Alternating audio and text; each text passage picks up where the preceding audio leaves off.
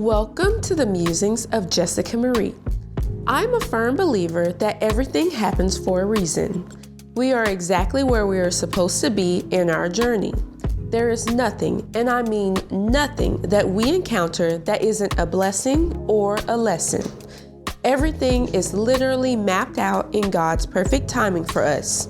We just have to trust in Him and know that He will never put us through more than we can handle. Negative things that happen to us automatically get categorized as trials when maybe they are just fortifying us for something greater. When someone damaged our fence late 2025, my husband and I could have allowed it to completely knock us off our game and ruin our mood. It was annoying on the surface because we had to actually put our dogs on a leash to walk them instead of just allowing them to roam free. We also had to work with our insurance company, so there were variables out of our control that dictated the situation. Despite it being a low-key catastrophe, it ended up working out in the best way for us. We had already planned on getting our fence restained in the spring of 2026, and the Lord just sped up our timeline a little. We took the hurdle in stride, and our fence was repaired within a week and stained within 2.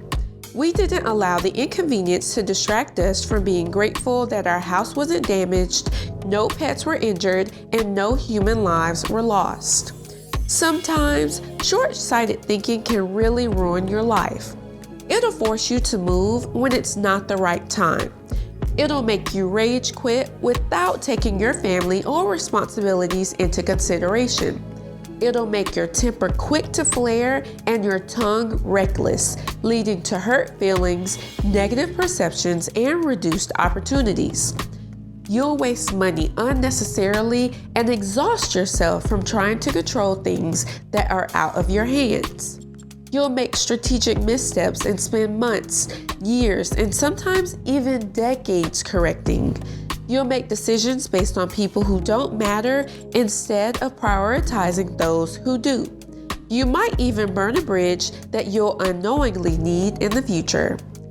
At the end of the day, we have to ask ourselves, is it really worth me getting upset? And truly weigh the consequences of our actions. Sometimes we make rash decisions out of anger and frustration that don't benefit us in the long term. Stepping back from situations and allowing yourself to calm down helps you run the marathon and not the sprint of life. Case in point, I hate the lights being on at work, and my brain doesn't understand why that's the molehill management wants to make into a mountain. It's just not that big of a deal to me.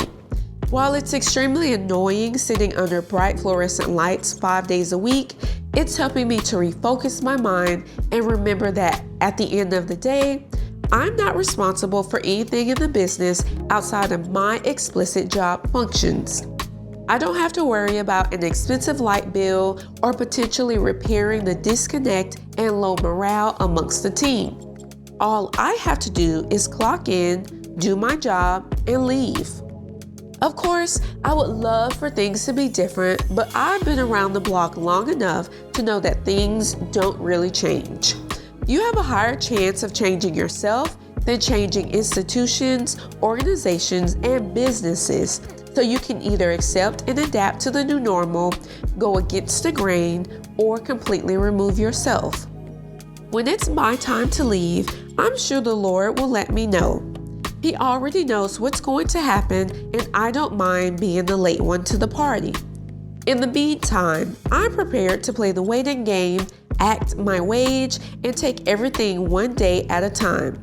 I know that making a permanent decision like quitting out of irritation is never the move, though. I'm also not allowing situations that just aren't meaningful to me to steal my joy. If I'm particularly passionate about something, I don't mind duking it out, but there are only a handful of topics that fit that criteria. My husband, dogs, and family are at the top of that list, and I'm willing to move mountains behind them. Work, for me, is at the bottom of the things I have to care about. If I miraculously came into a substantial amount of money to where I don't have to work ever again, I promise I have enough interests to keep me entertained while I'm traveling the world, raising another puppy, hiking, biking, trying new recipes, and everything else in my free 40 hours a week. Moral of the story is to not let these people or situations get you outside of your body. Protect your peace, make informed decisions that consider both your short and long-term future, and remember that everything you experience is part of God's perfectly imperfect plan for your life. If you enjoyed this musing, I'd love to hear your thoughts. Like, comment, share, and subscribe so you don't miss what's next. Signed, Jessica Marie.